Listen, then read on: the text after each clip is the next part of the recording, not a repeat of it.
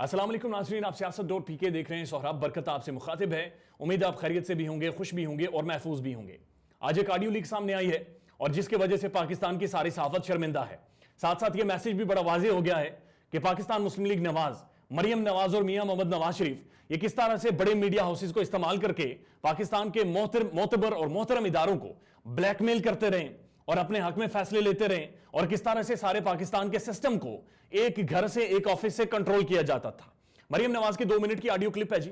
ये audio clip का जो कंटेंट है, जो मतन है, वो तो है ही है बड़ा इंपॉर्टेंट, लेकिन ये ऑडियो क्लिप इटसेल्फ एक मैसेज है, क्योंकि ये एक वॉइस नोट नहीं है। ये मुबैना तौर पर एक टेलीफोन कॉल महसूस हो रही है, व्हाट्सएप कॉल। परवेज रशीद जो उस वक्त के वजीर इत्तलात थे उनकी, और मरियम नवाज जो उस वक्त मियां मोहम्मद नवाज शरीफ जो वजीर आजम थे उनके प्राइम मिनिस्टर हाउस में बैठकर मुस्लिम लीग नवाज का मीडिया सेल चलाती थी। ये उन दोनों के दरमियान ऑडियो कॉल है और उसके बाद एक वॉइस नोट मुबैना तौर पर जोड़ा गया है इसी ऑडियो क्लिप से। मैसेज बड़ा क्लियर है कि ना सिर्फ इनके जो वॉइस नोट्स हैं वो महफूज हैं, बल्कि इनकी जो कॉल्स होती रही हैं, जो ये खुफिया बातें करते रहे, इदारों के खिलाफ साजिशें करते रहे, वो भी महफूज हैं। पहले ये आप ऑडियो सुने, उसके बाद मजीद तफसीलन बात करते हैं। एक बात आपने उनसे जरूर करनी है। जी अंकल। एक उनका प्रोग्राम होता है स्कोर कार्ड। जी अंकल। अच्छा, उस स्कोर कार्ड में हसन निसार साहब ने, आपको पता है, वो हमें बहुत गालियां दी और अब एक इरशाद भट्टी भी आ गया। एक इरशाद भट्टी इन्होंने ऐड कर लिया, वो भी आपको मालूम है कि बहुत ही घटिया गुफ्तगू। हाँ जी, हाँ जी। मजहर अब्बास साहब जो हैं वो उनकी गुफ्तगू में भी टिल्ट हमारे खिलाफ ही होता है, तंज भी होता है, मजाक भी होता है। बाज़ दफा वो बातों को स्पिन भी करके थोड़ा सा हमारा मजाक उड़ा देते हैं। बिल्कुल बिल्कुल। अच्छा, बाकी कोई बंदा वहाँ पे वो नहीं है जिसको ये कहा जाए कि वो हमारा स्पोक्स पर्सन है। स्टार बाबर है, वो अपनी इंडिपेंडेंट राय रखता है जी। वो भी जनरली वो हमारे बहुत हक में तो है नहीं अंकल। हाँ। जी, इसलिए मैंने कहा कि कोई हमारे उस तरह नहीं है, लेकिन चले गालम गलोच नहीं करता है, जैनवन सी वो जी जी गुफ्तगू ठीक करता है। गुफ्तगू में कम से कम गैर इखलाकी बात नहीं होती है, लेकिन ये नहीं कहा जा सकता कि हमारे नुक्ता नजर को वो लेता हो जी। ताकि वहाँ पे ऐसा था जो हमारा नुक्ता नजर नहीं लेता था, लेकिन जिस तरह ये हमें गालियां देते हैं उसी तरह वो इमरान खान के साथ भी सलूक कर जाता है। न्याजी, लेकिन न्याजी, हाँ। इन्होंने उसको हटा दिया हुआ है और उसका कॉलम भी बंद कर दिया है और उसको हटा भी दिया जी।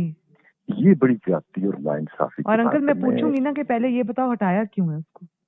जी, तो मैं बल्कि आपसे मेरी दरखास्त होगी कि इससे भी करें बात आप, और आप मीर शकील साहब से भी करें। पहले मैं इससे अंदर की खबर तो पूछूं ना।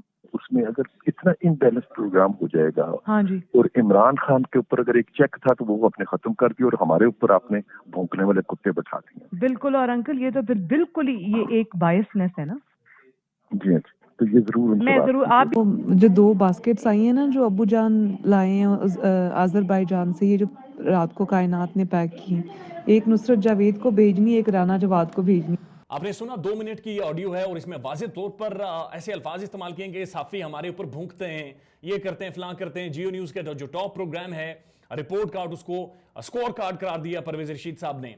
लेकिन इससे एक चीज़ बड़ी एविडेंट है और बड़ी वाज़ेह है कि किस तरह से छोटे लेवल पर, इवन लोकल लेवल पर भी आकर ये प्रोग्राम्स को और मीडिया के अंदर जो इनके बारे में राय बनाई जा रही थी उसको इन्फ्लुएंस कर रहे थे। और यह भी बात अभी तक वाज़ेह नहीं है कि रिपोर्ट कार्ड के प्रोग्राम्स को, उनके ऊपर जो इन्फ्लुएंस इन्होंने डालना था, जिस तरह से उस प्रोग्राम को, उसके कंटेंट को कंट्रोल करना था, आया उस कंटेंट को कंट्रोल करने के बाद राना जवाद साहब को टोकरे भेजेंगे या फिर उससे पहले टोकरे भेजेंगे, ये चीज अभी तक वाज़ेह नहीं है। लेकिन मुबैना तौर पर महसूस ऐसा हो रहा है कि उस प्रोग्राम के कंटेंट को इन्फ्लुएंस करने के लिए इन्होंने टोकरे भेजे हैं। और यह चीज बड़ी वाज़ेह हो गई है कि मुस्लिम जो जियो टेलीविजन है वो किस तरह से इस सियासी जमात के हाथों अपना कंटेंट भी उसने इनके हाथों में रखा हुआ था और किस तरह से एक एक प्रोग्राम को मॉनिटर करके इस चीज को यकीनी बनाया जाता था कि मुस्लिम लीग नवाज के जो हामी सहाफी हैं, जो मुस्लिम लीग नवाज के हक में बोलते हैं और इमरान खान को गालियां देते हैं, उन्हें उस पैनल का हिस्सा बनाया जाए। साथ साथ दूसरा बड़ा अहम नाम इसमें जाहिर किया गया है वो है नुसरत जावेद साहब।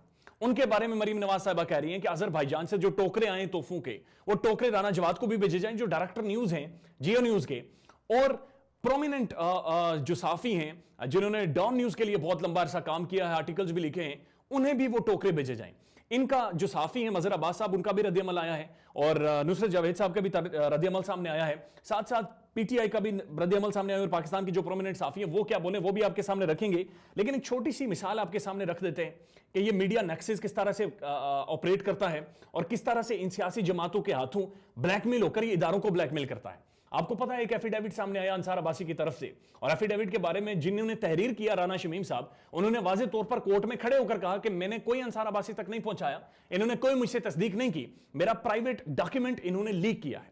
इस पर इस्लामाबाद हाई कोर्ट ने वाज़ेह तौर पर अंसार अब्बासी साहब पर जब फर्द जुर्म आयद किया, उसके बाद फौरी तौर पर पाकिस्तान की जो प्रोमिनेंट साफी ऑर्गेनाइजेशंस हैं, तंजीमें हैं, वो हरकत में आती हैं, जिसमें सीपीएनई है, पीबीए है, Pakistan federal union of journalist, और इन्होंने वाज़ेह तौर पर कहा कि इस्लामाबाद हाई कोर्ट ने बुनियादी तौर पर अटैक किया है और ये अटैक करने वाले अटैक किया उन्होंने इजहार आजादी राय के ऊपर, और इसका जो एक क्रेडिट जाता है कि जिन लोगों ने ये सारी तहरीक शुरू की है वो उनका ताल्लुक भी जियो टेलीविजन के साथ है। लेकिन सबसे पहले आपको एक ट्वीट दिखाते हैं, और ये ट्वीट है अजहर अब्बास साहब का, जो जियो न्यूज के एमडी हैं, मैनेजिंग डायरेक्टर हैं। उन्होंने इस सब के ऊपर क्या ट्वीट किया, पहले आप वो देखें।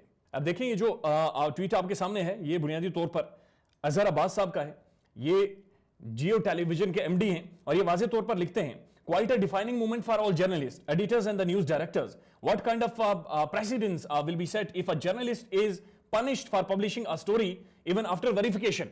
जिस स्टोरी की कोई वेरिफिकेशन हुई नहीं है, उस स्टोरी के हवाले से ये वाज़ेह तौर पर ये चीज लिख रहे हैं कि जनाब ये जर्नलिस्टों के लिए डिफाइनिंग मोमेंट है, सारे बाहर निकल आओ, इजहार आजादी राय सल्ब हो गया है, पाकिस्तान में कोई तबाही मच गई है साफियों की, उसके बारे में इन्होंने ट्वीट किया वाज़ेह तौर पर। और सिर्फ यही नहीं बल्कि उसके बाद अब बैक टू बैक दूसरा ट्वीट देखें तो जफर अब्बास साहब जो इनके बिल्कुल जो इनके भाई हैं अजहर अब्बास साहब के, और ये डॉन न्यूज के एडिटर हैं, इनका ट्वीट तकरीबन कुछ ऐसा ही है, वो आपके सामने रख देते हैं। अरे देखिए जफर अब्बास साहब लिखते हैं, honourable chief justice Athar Minallah, please review your decision to charge journalist like Ansar Abbasi for contempt. Sir, journalism is not a crime. If I had access to this affidavit, I would have done exactly what Ansar did. Do a story after proper verification of its authenticity. ये कह रहे हैं कि Islamabad high court अपने फैसले को review करे, जो कंटेम्प्ट का जो लगाई है कंटेम्प्ट अंसार अब्बासी के ऊपर, उसको वापस लिया जाए, और अगर मैं भी होता और मुझे भी एफिडेविट तक रसाई होती तो मैं भी उसे छाप देता, यानी उसकी तस्दीक, उसकी वेरिफिकेशन। या इस्लामाबाद हाई कोर्ट ने यह भी कहा था कि इस पर जो माहिर कानून है उनसे राय भी नहीं ली गई, और इसके ऊपर वाज़ेह तौर पर यह भी कहा गया था कि इस कंटेंट के अंदर जिस जज साहब का, जो इस्लामाबाद हाई कोर्ट के जज साहब का नाम लिया गया है, वो उस बेंच का हिस्सा थे या नहीं थे, यह भी इस्लामाबाद हाई कोर्ट के मुअज़्ज़िज़ चीफ जस्टिस ने कहा। लेकिन डॉन न्यूज के एडिटर जफर अब्बास साहब और जियो न्यूज के मैनेजिंग डायरेक्टर दोनों ये चीज कह रहे हैं कि जनाब ये साफियों के लिए बिल्कुल तबाही मच गई है, कुड़मस मच गया है, सारे बाहर निकल आओ और इस्लामाबाद हाई कोर्ट के खिलाफ बातें करना शुरू करो। जियो न्यूज के जो ऑनर हैं मीर शकीलुर रहमान, वो सहाफत के बारे में असल में समझते क्या हैं, पहले वो आप देख लीजिए। हमारा ये कारोबार है, अपना कारोबारी नुकसान में नहीं करूंगा, अभी फॉरगेट अबाउट जर्नलिज्म। तो आज माशाल्लाह जो लार्जेस्ट बिगेस्ट ग्रुप है अल्लाह ताला के फजल से, वो इसलिए देखिए जी वाज़ेह तौर पर इन्होंने कहा कि सहाफत से हमारी कोई लेनी देनी नहीं है, हमारा सिर्फ मकसद है पैसे कमाना एंड बिजनेस को प्रमोट करना। जियो न्यूज़ को कंट्रोल करते हैं और जियो न्यूज़ के सारे मामलात को संभालते हैं। और अगर आप थोड़ी सी रिसर्च करने के बाद हमीद हारून साहब जो सीईओ हैं डॉन न्यूज़ के, वो एक बार एक इंटरनेशनल प्रोग्राम में चले गए, और डॉन का बैनुल अक़वामी क्या तासुर था उस टाइम में जब मुस्लिम लीग नवाज इक़्तिदार में थी, और नुसरत अब्बास साहब का ज़ाहिर है इसी चैनल के साथ ताल्लुक था। पाकिस्तान में तो सारे बोल ही रहे थे लेकिन कोई सवाल नहीं कर सकता था। इंटरनेशनली जो रिनाउंड जर्नलिस्ट है और बड़े क्रेडिबल जर्नलिस्ट हैं स्टीफन सैकर, उनका इनसे सवाल क्या है, आप सिर्फ सवाल सुनिए। In Pakistan, and yet to many in Pakistan, not least in the military, you are not seen as entirely independent, neutral and impartial, because over the last couple of years you're basically seen to have been increasingly giving a platform to one particular political player, Nawaz Sharif, who has run into an awful lot of trouble because of allegations of corruption. वाज़ेह तौर पर हमीद हारून साहब जो CEO हैं जनाब don news के, उनसे सवाल पूछा गया कि आप इंडिपेंडेंट नहीं हैं, आप हमेशा एक ही सियासी जमात यानी कि मुस्लिम लीग नवाज और नवाज शरीफ का ढोल पीटते रहते हैं, और आपका चैनल कोई अनबाइस सहाफत को प्रमोट नहीं कर रहा है। ये स्टीफन सैकर ने उनसे सवाल पूछा। ये इनका बैनुल अक़वामी मेयार था, ये इंटरनेशनल दुनिया, ये दुनिया के जो संजीदा सहाफ़ी हैं वो उन्हें इस निगाह से देखते थे। दैट शोज कि किस तरह से ये मीडिया, ये दोनों हाउसेज मिलकर ये नेक्सस काम करता था, और पाकिस्तान में शायद हम सारे लोगों को ये चीज़ समझ नहीं आ रही थी, या समझ आने के बावजूद भी हम लोग उस तरह से इनके खिलाफ बोल नहीं पा रहे थे, आवाज़ नहीं निकाल पा रहे थे। वो कहते हैं ना कि जाने ना जाने गुल ही ना जाने बाग तो सारा जाने है, यानी दुनिया सारी देख रही थी और जान रही थी कि पाकिस्तान के 2 प्रोमिनेंट मीडिया हाउसेस को किस तरह से इन्वॉल्व किया जा रहा है। और अब इस ऑडियो टेप का वाज़ेह तौर पर आना और उसमें यह कहना कि फलां के घर टोकरे पहुंचा दें, फलां दूसरे साफी को टोकरे पहुंचा दें, उन टोकरों के अंदर था क्या और वो टोकरे किस लिए पहुंचाए गए थे, वो बड़ा इंपॉर्टेंट है।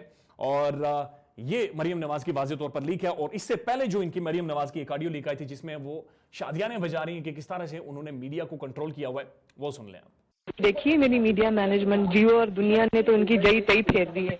देखिए मेरी मीडिया मैनेजमेंट, जियो और दुनिया ने तो उनकी जई तई फेर दी है। और ये ऑडियो क्लिप है जो कि वाज़ेह तौर पर सामने आई है जिसमें मरियम नवाज बड़े शादियाने बजा रही हैं, किस तरह से वो मीडिया को मैनेज करती हैं। और इससे पहले वाली जो ऑडियो क्लिप जो आज सामने आई है जिसमें वो वाज़ेह तौर पर फरमा रही हैं कि हमने राना जवाद और नुसरत जावेद को टोकरे भी भेजे। और जियो न्यूज़ के प्रोग्राम रिपोर्ट कार्ड के साफियों के बारे में उन्होंने कहा है कि वो हमारे ऊपर भूंकते हैं और वो इसीलिए शायद रखे गए। परवेज रशीद साहब ने ये अल्फाज इस्तेमाल किए जब वो इंफॉर्मेशन मिनिस्टर थे।